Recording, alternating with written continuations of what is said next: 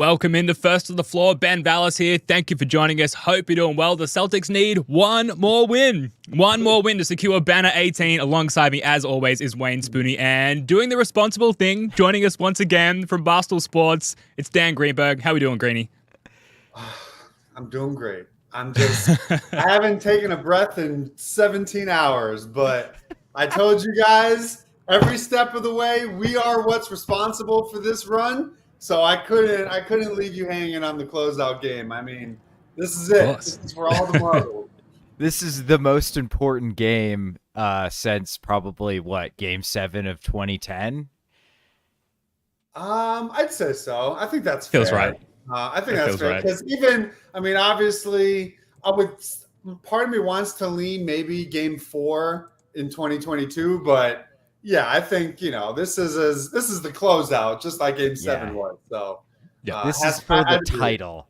Yeah, it's over if we win this game. I still can't believe it, dude. Like, they have lost 2 fucking games in the playoffs. Like, that is absolutely absurd. Shaq, Kobe, one of the most dominant teams ever in a terrible era of the NBA. So they were just like so much better than the rest of the league. They lost 1 game. We're like right there. And I think people are way too down on the competition of the NBA. All season long, people are like, the NBA's got so much talent. It's got so much talent. And then we're whooping ass. And all of a sudden, it's like, they've not been tested. All these teams stink. Maybe the Celtics are just that good. Ever think of that? You're sort of, that's a stretch. Let's not get too crazy and suggest that a team that's 79-20 with a historic point difference, they may not be good yet. Time will tell. Time will tell. We win tomorrow, though, 80-20, which is just such a nice round number. 80-20 will therefore be like the combination for all of my combo locks for the rest of my life if we hit that special number. Not to mention the actual championship that we'll walk away with if they do win tomorrow. You really do get the sense, though, that if they don't win tomorrow, it's going to be Game 5, or at some point they're going to wrap this thing up. And what we were talking about before we went live here, like, let's not anger the basketball gods. Yep. Like, we've all been burnt before so badly, so many times, that there is still this air of not doubt, but like waning confidence, I suppose. Yeah, terror is probably the more accurate descriptor there. But look, what we want to do, Greenie, obviously just having you on and having gone live already, it feels like we've sealed the deal now and they will win tomorrow. If that's consistent with your other appearances so far this postseason. But we'll talk about Game 3 and Game 4 and, whether or not anything's changed on either end, because it does feel like the victories for Boston have just been pretty consistent in the way that they've tactically gone at the Mavs. But just looking at Game 3 last night for a sec, was this the most, and like keeping in mind the 20-point lead that they gave up, was this the most grown-up game this iteration of the Celtics has played? Yeah, that's what I was going to say. Like, aside from all the basketball stuff, because really their strategy, their approach, like, I didn't feel like they tweaked too much.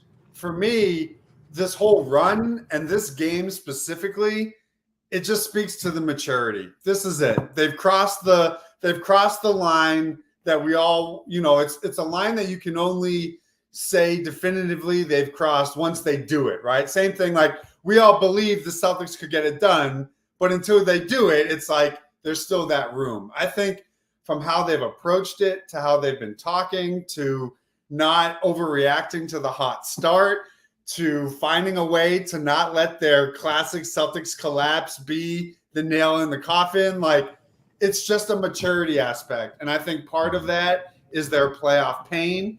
Part of that is Joe. Part of that is having guys like Drew who have been there before. But also, I just think it's normal life maturity, right? Like, we are all more level-headed and mature at our ages now than we were 2 years ago. So I think you're seeing the 2 best players enter their NBA prime ages, right? Like, they had the NBA prime experience with all the success early, but it's different when you're going through that at 24 than when you're going through that at 26 and 27. And I think Jalen really especially has talked about it. He's like, I got paid, like, all this stuff, we've checked all these boxes. It takes a mature human to be like, it doesn't matter what the noise is. It doesn't matter what the pressure is around us. We are ready for this moment. And I think they're playing that way. Yeah, and I mean, I think Jalen has been talking about that all season long. Like, Yeah. we're taking a broad look at the season, but we're also staying in the moment, enjoying the moment, which I think is something Missoula really preaches, is like work hard, earn everything you get, but also kind of enjoy the journey. And Jalen's mindset has been like completely spot on from game one against New York until where we are right now. And yeah, like what a mature win. Like 2 years ago, they let that lead slip like that. There is no doubt in my mind they are absolutely losing that game. It's almost more impressive to blow a huge lead and then claw back and win the game the way they did than it is to like generate the huge lead in the first place. So I am just incredibly impressed with this team. And I think I said it last show, like I finally trust them. They have finally built the trust back up after some of their playoff. I don't even want to say like collapses. It's not really that. And like it's disappointments, I guess, but just failures, right? And it's almost like a worn out trope. Like you got to have your playoff scars before you can win a championship. And I feel like last year after game 7 against the Heat, it felt like this is never going to happen. And the fact that they're one game away and we are seeing all the shit that they've learned from be actualized into the NBA finals is like a really rewarding feeling as a fan. Yeah. It's unique, you know?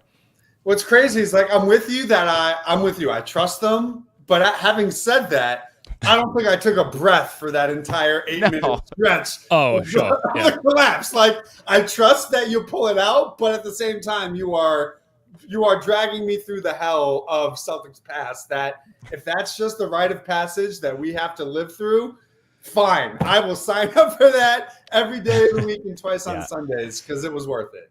Yeah, it's great on rewatch, but at the time, it's absolutely terrifying. But yeah, I mean, that's at the top of my list of things that make this run so enjoyable is everything that's happening now in relation to everything that's happened before. And you get the sense that that's the same vibe from within the team as well. Like all of those past playoff scars and all the painful playoff exits in the past are all just fueling everything that they're doing now. And as far as the mature approach to this game, even just like we adjusted our rotation. We brought in Tillman with the absence of KP, but we didn't really adjust the game plan as far as how we defend Luka. Even the corner 3-point shot from Tillman late in the game, like we still tried to manufacture the same spacing, even though Tillman isn't the same level of shooting threat as KP. And then that clutch shot by Jaylen Brown to push the lead to 4 late in the game. Like, what is the cutoff point with this team where we just totally go to Jason Tatum at that point in the game, Greeny, as opposed to Jaylen? The fact that we went to Jaylen instead of Tatum, I think, is a sign of maturity as well. Yeah, and I think finally, they say we don't care who's the guy, we don't care who takes the shot. But at the same time, it was always Jason Tatum taking the shot. So it's like, this was the first time where I think there's a trust level. And honestly, I almost think, I can't remember if there was like 3 or 4 minutes left, but the Jaylen like 360 turnaround, like the fadeaway jumper that came before his pull-up, I think was an even bigger shot because that was right at the height of their 20-2 run. But I just think it speaks like if they're, we went a whole season where it was Jaylen, was the catalyst to start, right? First quarter, Jaylen's a top 5 player in the league. And then they sort of went to all right, it's the end of the game. Tatum's the best player. Like, this is his time. Last night, it was the Mavs are punching you first. Your superstar, Tatum, kept you afloat, kept you close. Then it was, all right, he's clearly feeling it. He clearly has an advantage. They didn't move away from that. I mean, there were still Tatum drives. Like, you still have to get him involved. But I just think it's so proven what an automatic mid-range jumper Jaylen has. I don't hate the adjustment to say, if all the focus is on Tatum, let's let Jaylen take this shot, because not only is it a good look for him, but he, I think, in that game earned the right. I mean, he had the offensive putback on Tatum's missed layup. He was making free throws. He was playing defense. Like, I think they've gotten to the point where it's okay to reward other players over the course of a game for what they're doing, as opposed to saying, okay, we're 4 minutes in, the de facto NBA rule is your best player has to take every shot. The Celtics have two best players, and they finally are playing that way. But that speaks to the maturity. I think it takes a lot for Tatum to accept that and say, hey, if this is what wins Jalen Finals MVP, hell yeah. And I don't know if you guys read the Chris Haynes piece today, but like, I had to clean myself up after you're reading the quotes, and it's just like Tatum says, I went through the pain, and I promised myself if I made the finals again, I would do literally whatever it took to never feel that pain again. Well, he's backing it up in his play, and I think that's made all the difference. Yeah, and I just Jaylen Brown has been so friggin' good. He's just nails, man. He also had 8 assists this game too, which I think was his kind of turnovers were low, right? Didn't he only have 2 or 3, 2 turnovers? 2 or 3, yeah. They combined for 5. I don't know who had 2 and who had 3, the Jays, but and I think another big thing is they made one shot in like a 7-minute stretch in that fourth quarter, but the Mavs were making some crazy shit. PJ Washington above the break, Josh Green above the break, just like stuff that you're playing good defense and it's going in and you can't get a bucket on the other end. And in past times, I felt like they've let their defensive effort slip a little bit when things are kind of balling up against them like that, and they didn't. And they were complete nails on the defensive end from like 4 minutes till the end of the game. I think Kyrie got 1 bucket and some free throws, and that was just about it. We had them so flummoxed offensively that Tim Hardaway Jr. ISO'd against Sam Hauser with like 5 minutes left in the game, and it was a complete, utter brick. And that's just when that's clearly not what they're trying to do offensively. So I think we're in pretty good shape here, and they just got it done, man. And that's just like that Drew pass that hit the net out to Derek White was ridiculous. And it's just like, you're right. Tatum trusts all the guys to go make plays, and Jalen especially made a bunch of plays at the end of that game, but everybody did, and everybody was great. And again, this is every single game's been a pure 100% team win, and this one was no different. Yeah, and I think, to win a championship, people say you have to take it, right? Like, nobody just hands you a title.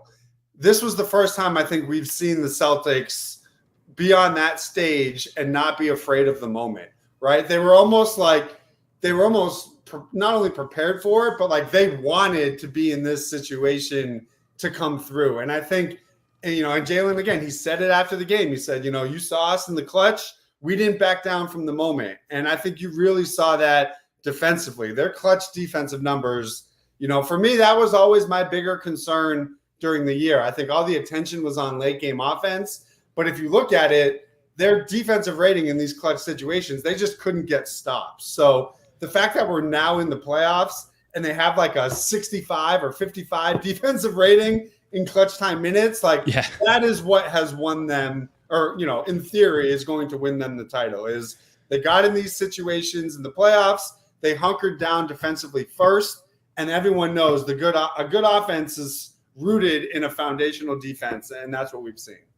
Yeah, absolutely. Everyone's talking about it, and you can throw this in the maturity category as well, but not letting their waning offense affect their defensive intensity in those clutch moments. That's been a huge marker for the maturity of this team, and like you saw that through the Pacers series as well. How they were able to turn out all of those clutch wins in that series as well. Before we move on to, I kind of want to talk about what we did different in this game, what the Mavs did differently, and what changes we might see in Game 4, but we just got to pause a little bit longer, talk about Jaylen Brown for a little bit longer, because for me, part of my personal enjoyment for this run, it's definitely based on the growth and maturity there's that word again, of Jaylen Brown, and just how clearly he has evolved as both a person and a player. And an example, last night, he has that huge arena silencing dunk to end the third quarter.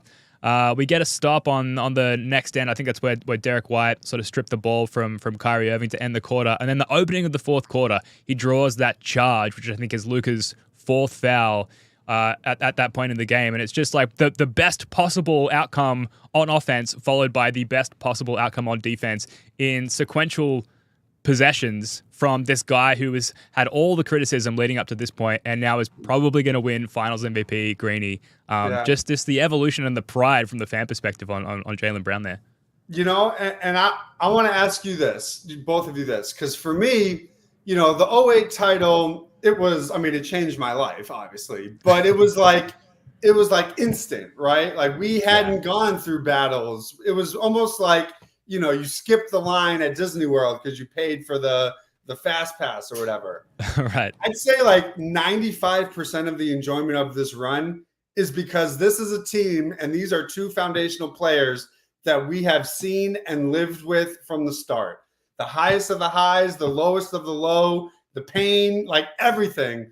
There's just so much satisfaction as a fan to be, and this is why we were like, you don't want to split them up. We want to see a homegrown, for lack of a better term, title. This is it. This is what we were all wanting to see, because it's like, you see, I don't have kids, but it's like you see them when they're kids and then you see them when they're adults and they've grown into everything that you could have ever wanted to see as people, as teammates, as players. Like when in 2018, when he was dunking on LeBron and they were baby Celtics and we were thinking this is our life for the next decade, I think this is the version that we were picturing. And the scary part is this is like not even really year one of their NBA prime. It's better than I think any of us could have ever hoped for.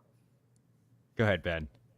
Well, no, you go. I can see the emotions bursting out of you, so I want to hear what that sounds like. Yeah, so Ben and I are both dads, and there's definitely something to that where it's just like you invest, all three of us, Jake too, all four of us have invested so much time, so much mental energy in watching the Jays, following them off the court, analyzing their games, breaking them down, getting into arguments, defending them on the internet. I was going to say, selfishly, it validates my entire persona. Oh, yes. So that's also why I love it.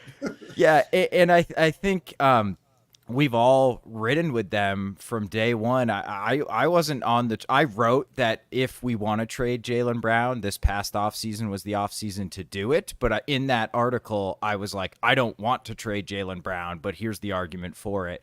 I mean, it was dark sometimes, man. Like when Tatum rolled his ankle in Game 7 against Miami, Game 4 against Golden State, and we hadn't lost 3 games in a row all season, and then all of a sudden we lose 3 straight and lose the finals. That one terrible year where we got knocked out in 5 against the Nets, it's Joe, one of the original members of this show, says like you got to put in what does he say, Ben? Like put in the time as a fan, like take the hits early. He says earn your stripes. You got to earn your stripes as fans. Yeah, which we have done time and time again. Yeah, exactly. And like to see them on the brink is just, it's super rewarding, man. Like this is why sports fucking rules, and why I don't understand people who aren't really into it, man. Like this is awesome. Yeah, it's so easy to romanticize this whole journey, especially given the juncture that we're at. We have this notion, this concept of the Chamber of Secrets, Greeny, which is all the plays that were in a vacuum awesome, but have been stashed into the Chamber of Secrets because we lost that game or we lost that series or we didn't win that season. And we feel like if we win the title this year, we can just unlock the Chamber of Secrets and all these magical moments come out like little ghosts. Exactly. You're saying I can watch the Derek White tip-in again and not want to just, exactly. Or do you remember the Al Horford putback dunk in Game 5 versus the Bucks in 2022? Obviously, we won that series, but that was a heartbreaking Game 5 loss at home. And things like that all suddenly become chapters on the way to a title, and everything gets unlocked. And we'll probably do several pods where we run through all the Chamber of Secrets plays during the offseason. But I digress. Let's talk about yesterday before we get on to Game 4. What did the Celtics do differently in Game 3, Greeny, if anything? And likewise with the Mavs, it's starting to feel like patternless and consistent at this point. Like neither team has that much of a change they could make. That said, did you notice anything yesterday? I'm sure there are people smarter than me that will be able to nitpick it. For me, I just thought they just made sure to check all of their important boxes. They took care of the ball. They maintained proper spacing. They had the right 3-point volume. And they just, they defended. And I think when they do those, handful of things, it doesn't matter what the opponent's adjustment is, right? We saw more, Hardaway. We saw, Kyrie and Luka go nuts. It didn't matter because the Celtics avoided their self-inflicted wounds. And that has, since the bubble, has always been their path, right? It's, people want to talk about, they need to attack more. They need to shoot less threes. Not really. They just need to take care of the ball and they need to play Celtic basketball. And that's cliche, but it's honestly the truth. It's like they didn't stray away from what had worked all season long, had worked all playoff run long. Even in the droughts, they stayed true to it. And I think we're seeing the benefits of them believing in themselves and playing how they should play. Yeah, I definitely think taking care of the ball, and they also move the ball, because sometimes those two things are very difficult to do at the same time. Like those Warriors teams where the ball was pinging around and Draymond's like that hub, they were super high turnover because it's just really tough not to turn the ball over when you're throwing, 350 passes a game. But we were able to keep that ball popping except for that one stretch in the fourth quarter and not turn it over, which makes us essentially impossible to guard. One thing I thought the Mavs were doing is they basically ignored the weak side corner. Like they were bringing that guy into the paint. Yeah. Way too deep. And like that feels like the opposite adjustment of what you should do as Jason Kidd is like, you don't want to give us an open outlet to pass the ball to. You want to get up in our space and try and turn us over. But instead it's like, oh shit, I'm stuck. Oh, Sam Hauser's wide open in the corner. I'll just throw it to him. And then we just, boom, the offense gets moving again. And it doesn't matter who's in that corner because they're all capable handlers. And it was especially when Tillman was out there, they were completely ignoring him. But Tillman's smart. He gets the ball. He starts to run a dribble handoff. He moves it quick, and you just cannot defend us like that. And I can't believe they leaned into it even more. And what's crazy is during the year, right, we're seeing Tillman take all these corner threes, and he's shooting like 20-something%. And you're just like, what? It's okay if that's not your game, man. Like, just play to your strengths. And it just tells you that that Joe, the coaching staff, the players were just empowering. Like, he needed those regular season reps because in their minds there was probably, they probably didn't expect KP to be there for a full run. So my guess is they were under the impression that there was going to be a time where Tillman needs to take that shot with confidence, because anytime we see a Celtic who's open that hesitates, it ruins the offense. I don't think they care if you miss it. I think they care if you don't take it. So if you heard him after the game, he said, as soon as I saw them on the block, I knew I was shooting it no matter what. Yeah. To me, I heard that and I said, that's a product of them empowering you during the year. Because, literally, I don't think he hit more than 2 corner threes like all season long. And we were like, that's not your game. And it ended up being one of the biggest shots, in that fourth quarter or whatever quarter it was he made it. He PJ Browned it, and it's going to be on the, hopefully, fingers crossed, championship DVD with Donnie Wahlberg talking over it, narrating over it. Hopefully that's what we get. But he PJ Browned it, and shout out to Sam Hauser as well, who off the bench defensively in particular, and his shot was hitting in the first half as well. But he was incredible defensively. Spoonie, you mentioned like them leaving the weak side corner open. There's no better example of that than it was a third quarter when we were just absolutely humming coming out of the locker room to begin the third quarter. That's like one of the best stretches of Celtics basketball I think I've ever seen in recent memory. But it was a Tatum post up on the block, and I think it was Derek Lively who sort of like gradually shaded off away from that weak side corner. And then I think he made a skip pass. Tatum, he skipped Drew, and he hit whoever was next to Drew. Might have been Derek White, and it was swing, wide open Jaylen Brown 3. I was going to say that Jaylen had one. There was the Tatum drive where he had Kyrie, on a different planet looking all around. That was amazing. Hauser, I'm sure, had one. Tillman, he did. I just don't understand how Jason Kidd can watch film and think, hey, for a team that loves to drive and kick, you know what's great? Let's leave a corner 3 shooter on the shot. Like, I just thank God for whatever they think is the right basketball approach. It's like, have you not watched one Celtic? They've played 99 of them. Have you not watched one of them this entire season? Yeah, Jason Kidd last night, I think about 5 minutes left in the fourth quarter, we're down 3. Drew Holiday misses a shot. Mavs get the ball. At that point, they've got all the momentum, and Jason Kidd calls a timeout, which I thought was, you could see Luka's reaction as well. He was like, what the fuck are you doing? And I get like do you know what the time? Because at first I thought maybe was that their use it or lose it? Yeah, like, it was. Okay, But like, thinking, just lose it. Yeah, well, just but then lose it in that moment. also wanted to because had Luka fouled out by then? I don't think so, right? No, he was still in the game. So maybe he was trying to buy him, a quick breather, and then the loser lose it. But everyone, I think, was surprised by it. But then I thought about it, and I was like, that's probably what it was. But it worked in our advantage because it stopped the momentum. Absolutely, it did. Yeah, and Jason Kidd was asked about it after the game, and he refused to acknowledge that timeout was even called. It was hilarious. I definitely recommend going back and watching his post-gamer if you haven't already. We're going to take a break. We've got to get to a quick ad break, but when we come back, we'll talk about the Luka Doncic experience in Game 3, and we'll talk about what's coming up in Game 4. PrizePicks is America's #1 fantasy sports app with more than 5 million members. It is the most fun and exciting way to get in on the action while you watch your favorite sports and players. You just pick more or less on 2 or more player stats for a shot to win up to 100 times your cash. With PrizePicks, you can turn $10 into $1,000 in a single game watching your favorite sports this summer. You can make a PrizePicks lineup in as little as 60 seconds. You just need to pick more or less on 2 to 6 player stat projections and you're locked in. The finals means more on PrizePicks, and so do the star players. You get boosted payouts on select basketball stars that you won't find anywhere else. I've been cooking Spoonie and Ben by hammering more on Jaylen Brown points and Jason Tatum rebounds. Download the app today and use code CLNS for a first deposit match up to $100. Download the app today and use code CLNS for a first deposit match up to $100. Pick more, pick less. It's that easy.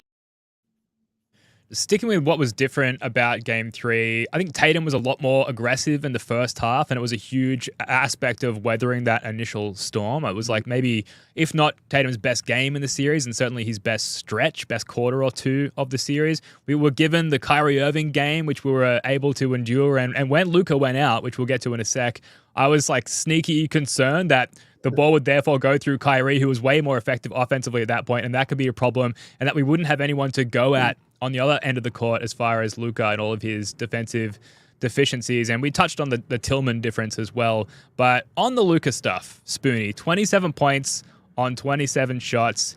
He fouls out. His fouls got worse and worse as they went on as well. Like the last few, he was just grabbing dudes or like taking that dumb charge attempt because he knows he can't stay in front of anybody. And trying to take a charge when you have 5 fouls in a finals game is it's fucking dumb. Like to put it simply, it's extremely dumb. Yeah. So what did you think of the Luka experience in this one? And like, how do you think it shifts the Luka narrative, if at all? I'm frankly shocked how many people are talking like Luka is having some sort of all-time finals. Like, he's been good. He's had one great half, and that was the first half of Game 2. And other than that, he's been like pretty good on offense, very good on offense, and dog shit on defense. Like, can you even say he's been like a true positive in this series with the way he's just getting eviscerated on the defensive end? Yeah, probably. But man, it's not like some LeBron against the Golden State Warriors in, 2015, when he had that absolutely absurd series and they lost in 6, I think. It's not even close to anything like that. He's been pretty inefficient for the most part. Last night was absurdly inefficient, and he was getting absolutely cooked on defense. Like, his off-ball defense was so bad. I think it was Jaylen one time just like walked in front of him on a cut and got a wide open layup. And it's like, dude, this is it. This is your season. Like, you need to win this game. How are you not dialed in right now off the ball? So I'm just shocked that the narrative has been so positive for Luka. But from what I'm seeing, it seems to have shifted with that performance last night. And he was like bitching about the refs. Like, dude, you fouled like 15 times in that game. It was insane what you were getting away with and still couldn't stop us. And you fouled out. Sorry, man. Like, don't take a charge at the 3-point line against Jaylen Brown in transition. That's insane. Well, I would say, Spoonie, your first mistake is not realizing this is on purpose. This is actually the Mavs scheme, don't you know? The scheme is for Luka to be guiding them to the rim. You know, that's anybody who knows ball knows that. But, part of me, like, obviously I'm reveling in it as someone who has had to deal with Jason Tatum being called Tobias Harris for 3 years because of his finals performance 2 years ago. But also the other side of that coin is like, this is Tatum. This is for Luka. It's Tatum's 2022 finals, right? Like Mavs fans are saying a lot of what we said 2 years ago. You got, Jordan didn't win by this age. You got to go through your lumps.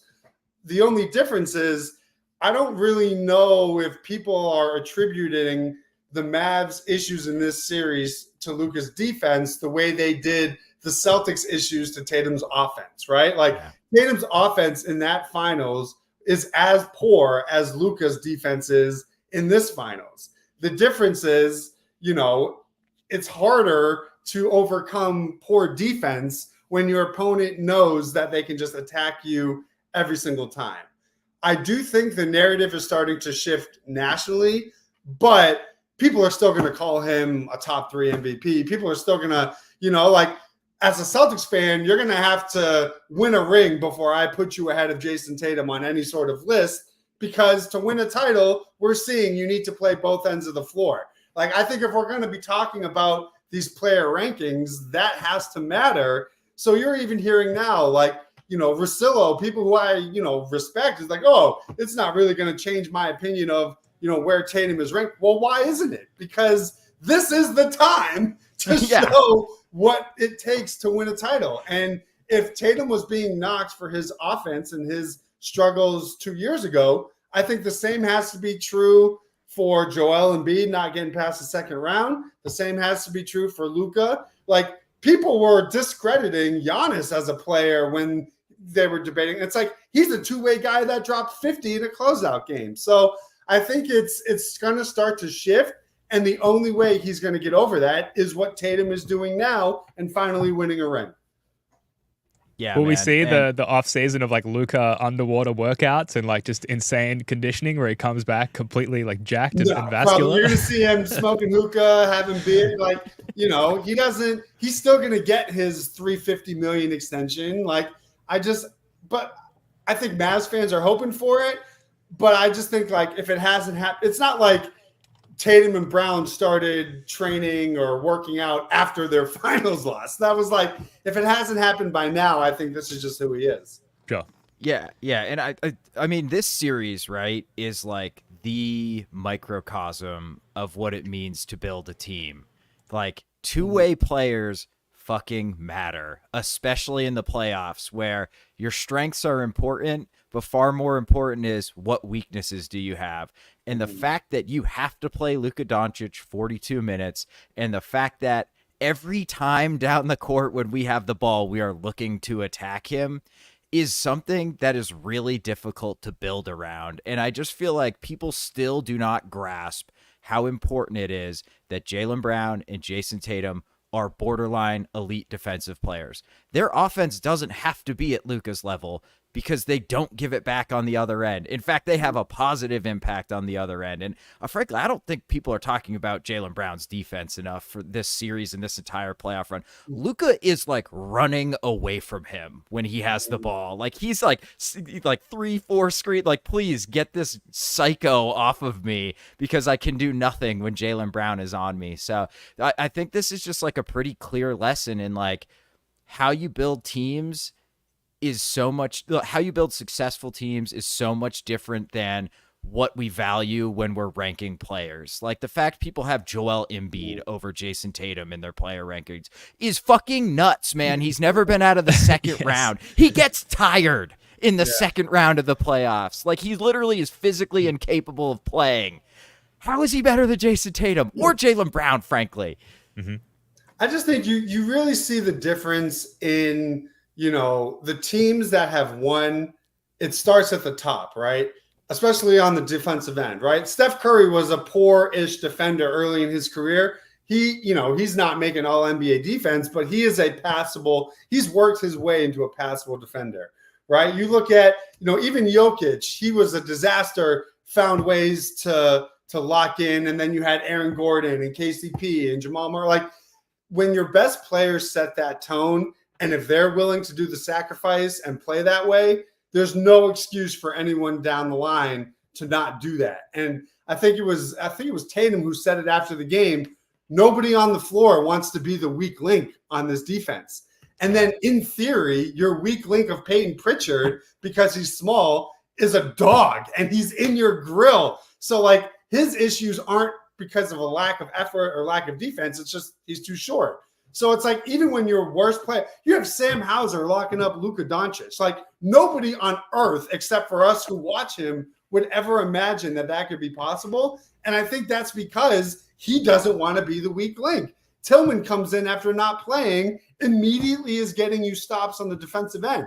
Those are people who I think understand there's a standard, and your standard always starts with your two best players.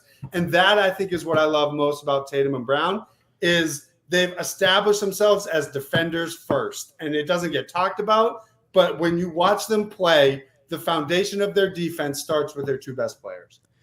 Yeah, and I think Pritchard and Hauser are a good indicator that the two-way aspect of the game, the defense and offense, it's not limited to one's physical abilities and capacity. Like it's somewhat, to some degree, a mindset thing as well, where Pritchard, smallest guy on the court in this series and throughout the playoffs, and yet we've seen multiple possessions of him.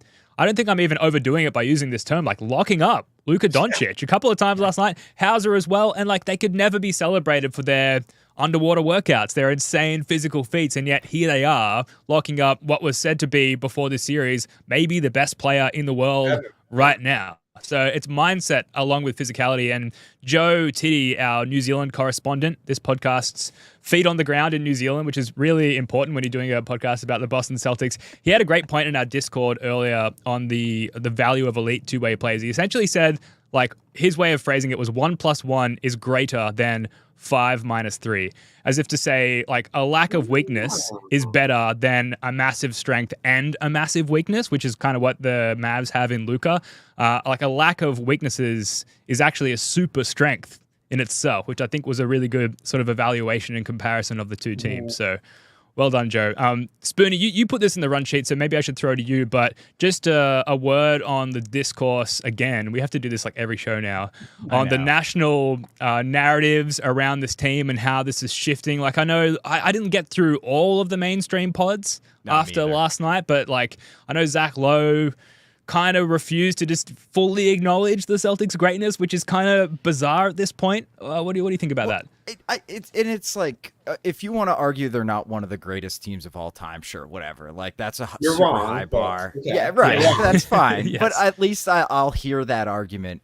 But I just don't understand why the Bucks were celebrated when they were on their way to winning the title. Like, this is amazing.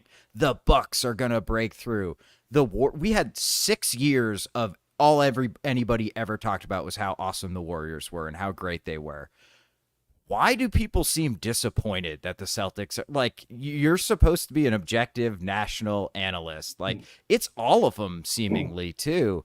Obviously other than Simmons, but even him and Russillo are like, you know, Russillo too. Russillo's a big one. It's like, why do they fucking hate this team? So they play team basketball. They move the ball. They play beautiful offense, and they defend like bastards, man. Like they play so hard. I just do not understand conceptually what it is that makes this team so hateable.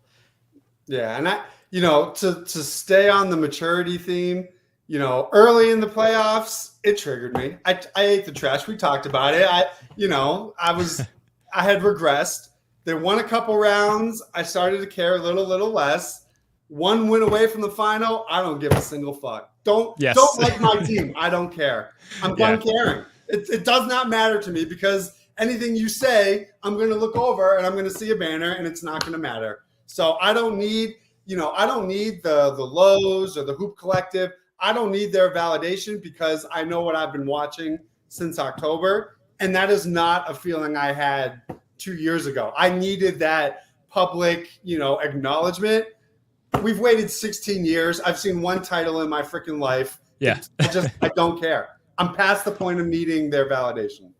Yeah, absolutely. Yeah. I think it'll fuel the eventual elation of winning a title where if everyone was just evaluating this team for who they are and what they are all season long, then the title at this point would feel more expected rather than deserved, and there wouldn't be this sort of underdog narrative that's kind of been manufactured inadvertently by the media. But now that we're here on the cusp and the media have been pulling these bullshit lines all season, it kind of feels more exciting and more, there's like a lowered expectation. And so now if and when we get it, it's going to feel like we're kind of sticking it to the man, for lack of a better term. So it just makes the eventual win more exciting. And, I'm going to have to remind myself not to get upset when I hear all these same people talk about, they were the best team all year. Of course they were going to win the title. Yeah. I know you picked the Mavs in 5. You don't have to lie to me. It's on video. So I just have to remind myself that it just does not matter because it's going to come. And it's just so predictable now. And I think that's helped me a lot too, is like, I know they're going to pit Jason and Jalen against each other. I know they're not going to give Missoula the credit. I know they're going to say it's a boring finals and there was no competition. It doesn't matter. I'm going to look up and they're going to have a banner and it's going to be there forever. And we all of us on the internet, us three, we all become Teflon for the rest of our lives. Goddamn right. And that is all that I care about. I am Teflon and you are Teflon forever. Have you guys ever seen the sketch show that Mitchell and Webb look? It's British. Yes. There's a sketch there where they're dressed as German World War II soldiers, and they're looking at each other's uniforms, and they're like, we have skulls on our helmets. Are we the bad guys? And it's like, I think we might be the bad guys, and the bad guys sometimes win, and nobody wants to see the bad guy win except the bad guys. And I will fucking own that. Whatever. We can be the bad guys. I'm going to celebrate the shit out of that. It's just insane that you are the bad guy for playing beautiful basketball, right? Building your team the right way, for going through like every single thing people say they want out of sports and teams and championships and style is what the Celtics are doing. And I think if it was, the Thunder or, I think part of it is the Celtics factor, because when you just look objectively, they're unselfish. They want for one another. There's no ego. It's like, it's literally every sports cliche. They've checked that box. And even still, it's like people have an issue with it. And now all you can do is just laugh. Yep. Yeah, people hate the Celtics, and it's just going to make everything that much more enjoyable in the end, if and when we get there. Quick They're ad really break here. Hate it if they go back to back. I'll tell you that much. Oh yeah. I mean, we can talk about that soon as well. Quick ad break here. We've got to pay the bills, and we'll wrap up the show talking about Game 4. The NBA Finals begin June 6th, and instead of working like I should be or putting any effort into preparing for the next podcast, I'm sitting around daydreaming about getting myself to an NBA Finals game at TD Garden. Game Time makes getting NBA Finals tickets even faster and easier. Prices on the Game Time app actually go down the closer it gets to tip-off. With killer last-minute deals, all-in prices, views from your seat, and the lowest price guarantee, Game Time takes the guesswork out of buying NBA tickets. Our guy Jake Eisenberg's dad recently traveled from Australia to Boston to catch a couple of games during round 2. He used the Game Time app to sign up with code CLNS and get himself an incredible deal on tickets. I'm scrolling through the Game Time app right now, and there's a huge range of tickets available for games 1 and 2 of the NBA Finals in Boston for a wide variety of prices. I love that you can enable the all-in pricing feature, which just shows you the actual price of the ticket without any surprise costs at checkout. You can see the view from your seats before you purchase your tickets, and Game Time offers last-minute deals. You can hang out outside the arena, wait for a last-minute deal to pop up, and save up to 60% on tickets, whether it's sports, concert tickets, comedy, and so on. And Game Time ticket coverage means your purchase is covered with the most flexible customer service policy in the ticketing industry. Take the guesswork out of buying NBA Finals tickets with Game Time. Download the Game Time app, create an account, and use code CLNS for $20 off your first purchase. Terms apply. Again, create an account and redeem code CLNS for $20 off your purchase. Download Game Time today. Last minute tickets, lowest price, guaranteed. Greeny, I don't know if you saw Kristaps Porzingis working out post-practice once they let the media into the arena. Yeah. How does that, I guess that's like a good entry point to talking about Game 4. How does that color your expectations and confidence heading into Game 4? So I have a theory on this because it's not the first time the Twitter account has given us a little, dose of Porzingis porn, right? Like they're tweeting some suspicious things and then he eventually came back. I feel like you can't get clearance to tweet that if he's going to be called out. If they're going to rule him out, don't even show it because what good does that do? Whether or not he should play, I think you have him active and in uniform, but you don't put him in the rotation right away. Let him come in if it's a blowout, just so he can get, like a spot up 3. But I think, you have him active, but I wouldn't hate if they kept the same rotation yesterday. I'll just be really disappointed if I had to watch him because, those standstill post-up jumpers, that's all I want from him. Go on, just jog to the free throw line and take a pull-up and then come out. That's it. So I'll be really sad if we got enough of the Porzingis edging and just, let us see it. But I also understand if it's like, listen, it's a replication of the Pacers series. Like, they're up 3-0. They don't need it. So maybe if you lose game 4, then that means they'll bring them back for game 5. So I'd be comfortable with whatever they do. I just love seeing him play. And, I feel so bad for him that I hope he gets out there. Yeah, it's almost like the Paul Pierce's last game in the Garden where he got that one last 3 up. Where Isaiah let him take the 3. Yes. Yeah, it's like the same idea. But the one thing I'll say, Z-Gamer says, I wouldn't play Porzingis unless it's a blowout. Let him soak in some on-court glory. As long as that doesn't come at the expense of Al Horford soaking in some on-court glory, I'm fine with that. Al has to be out there when the buzzer sounds, man. Assuming, knock on wood, this is not over. I think part of me feels like, are the Mavs dead? That was such a disheartening way to lose that game, crawling all the way back. Yeah, they canceled practice. I don't know if you heard kids already talking about how you have to learn from failure and losses. It's like, bro, the series isn't over yet. Yeah. So, and I'm not ruling out a Kyrie quit factor so he doesn't have to lose the title in Boston in game 5. He may not even want to get on. Oh, I love that. Yeah, take. love that. Yeah, that's going to help me sleep tonight. Thanks, Greeny. Yeah, I think strategy-wise you can't even call this, how dare I say that I am capable of strategy talk, but I think the Mavs have to bomb away from 3 at this point. They've reached that juncture in the series, and part of that run last night in the fourth quarter was they just started jacking threes. We were saying it in the playback spooner, here they come. They're just going to start. It's their last hope. They're just going to start bombing away. And they hit because they're at home and they're role players. Like PJ Washington got 1 or 2.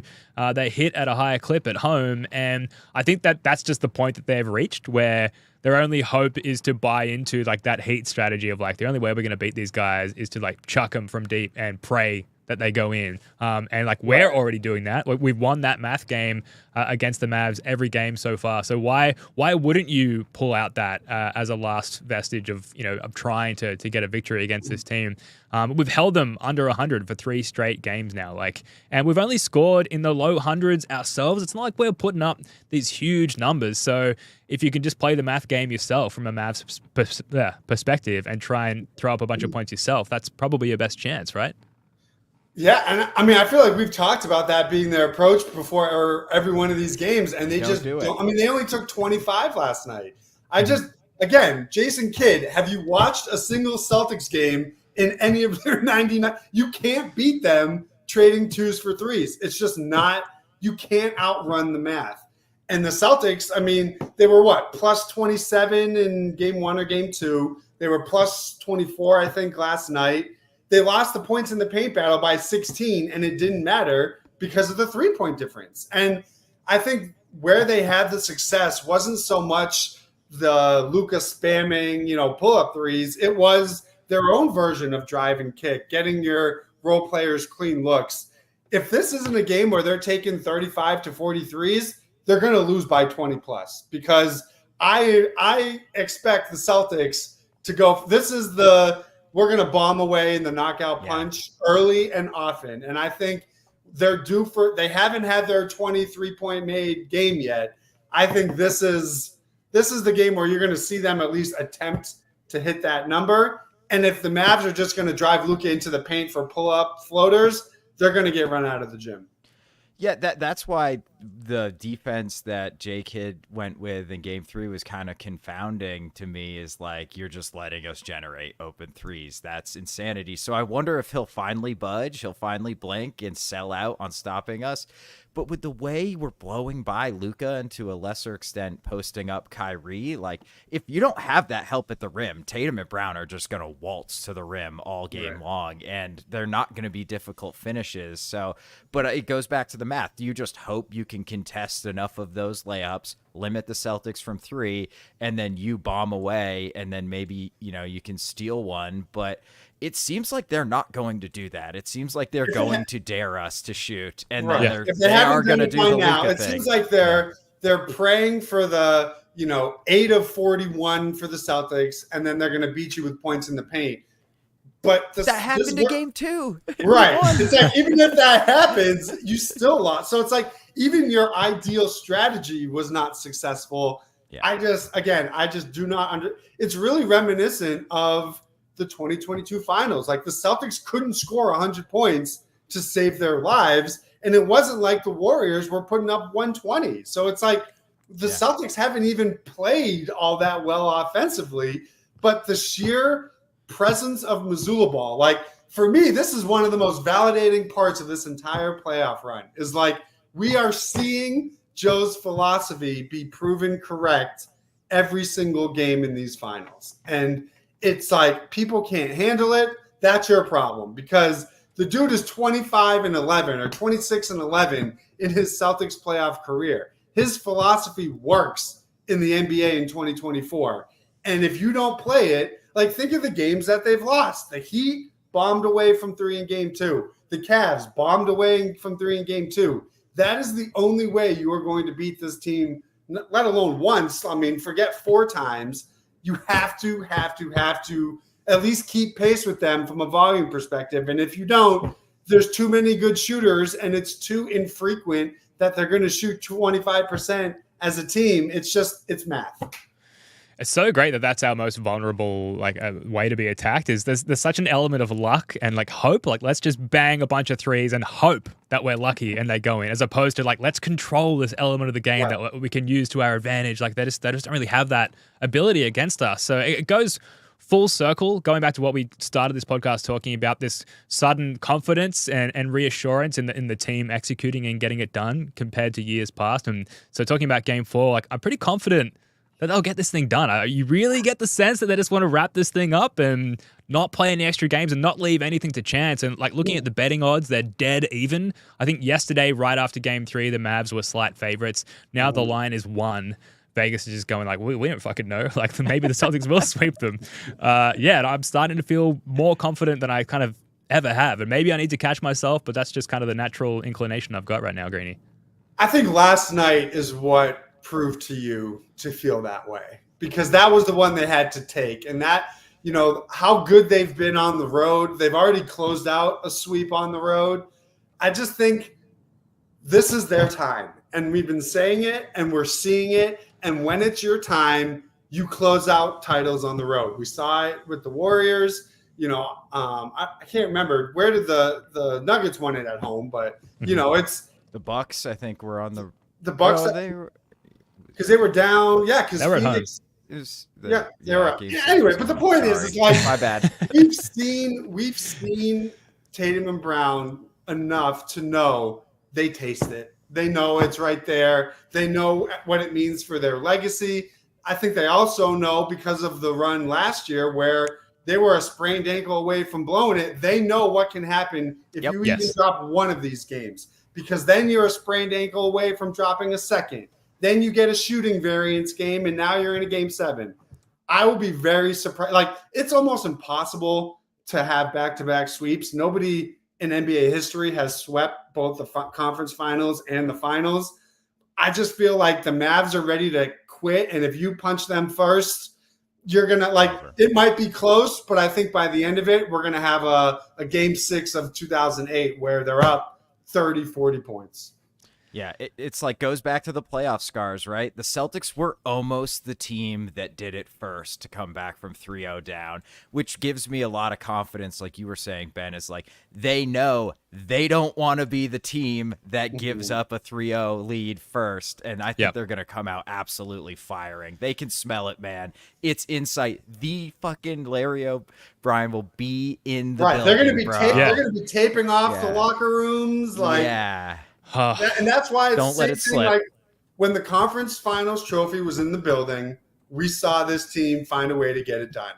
I have to imagine that after this entire season and everything that they've gone through, to be in this position You've already absorbed the 61-point, 62-point Luka Kyrie game. You've survived the poor shooting game on your side. Like, play to your standard and you're going to win the NBA title. Like, you don't have to overachieve. You don't have to do something that's unheard of to win the title. Play to your level and you are a legend for the rest of your life. If that doesn't motivate you enough to go out and be the harder playing team for 48 minutes, like, what are we doing? You don't deserve it. We've seen too much to not think that that's how they're approaching it. Absolutely. And I think they genuinely feel that way as well. So I am excited. I will not be able to sleep until they get it done, at which point I'll have the best sleep of my life the day after they get this done. But let's wrap up on this very quickly. We've got a couple of minutes here before we need to go. CLNS's Bobby Manning asked a question to Jaylen Brown during the finals media day today. And just one of those cases where you ask a pretty simple question and you get an absolute banger of an anecdote, in this case from Jaylen Brown, talking about Danny Ainge calling him, asking about drafting Jason Tatum before the 2017 draft. Danny calls me and he asks me, how do you feel about Jason Tatum? And I remember I played with him at camps, top 100 camp.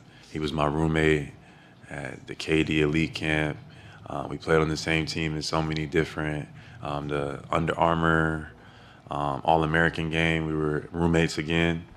So it was like, I had a lot of experience with him and I played with him on the same team. There was a lot of respect. So I said, like, I think it's a great choice. And fast forward from there, we've been winning ever since. What a line to end it, dude. We've been winning ever since, baby. I should not stand up on camera, I think is where I am. It's a family show. Yeah.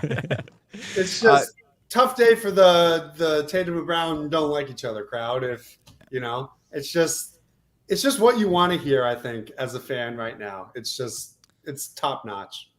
Yeah. How have we not heard that before? Yeah. Like, how has that not come out before was kind of what I was thinking when I listened to it. But I don't know, man. It just feels like destiny, like fate or something intervened with the way they're both a J. Like, that is so wild that their names are both spelt with J-A-Y. Like, you know what it is? You know what it is? You know that, like, viral photo of Jokic when he's like a 2-year-old and he's wearing a Denver Nuggets sweatshirt in Serbia? This is our version of that. That's that serendipitous, it was meant to be, it was written in the stars, that these two would not only be on the team together, but they would be the ones. It didn't happen until both of them figured it out and it brought the team to the promised land. Together. I mean, Jesus Christ. That's like, I'm sweating right now thinking about it. Yeah, and like this guy's going to get possibly Finals MVP, and we find out he gave the Tatum draft pick his stamp of approval before it all went down, shifting everything, heading into the direction, ending up where we're at now. That's an incredible narrative. Yeah, and I don't even care if he's full of shit. If he's just doing the Wick Gross pick of just taking credit for everything, it's an awesome story that I am willing to subscribe to. So it works either way. He's going full LeBron. Yeah. It's like, I knew Tatum was going to be a superstar. I don't care. That's great. We love it, Jaylen. Greeny, we appreciate the hustle, man. You keep coming on the show and the Celtics keep winning. This was super fun, man. Thanks for coming on. Oh, listen, if they win, we're doing a victory pod. I'm going to bully my way onto this pod one more time, I should say. Absolutely. We'd love to have you. The door's always open. You can find all of Greeny's stuff over at barstoolsports.com and, of course, on Twitter at StoolGreeny. That's going to do it for this one. We'll be back here live on YouTube immediately after Game 4 tomorrow, perhaps to react to a title. Who knows? Please like and subscribe, all that good stuff. Greeny, Spoonie, love your work, guys. Until next time, go Celts. I love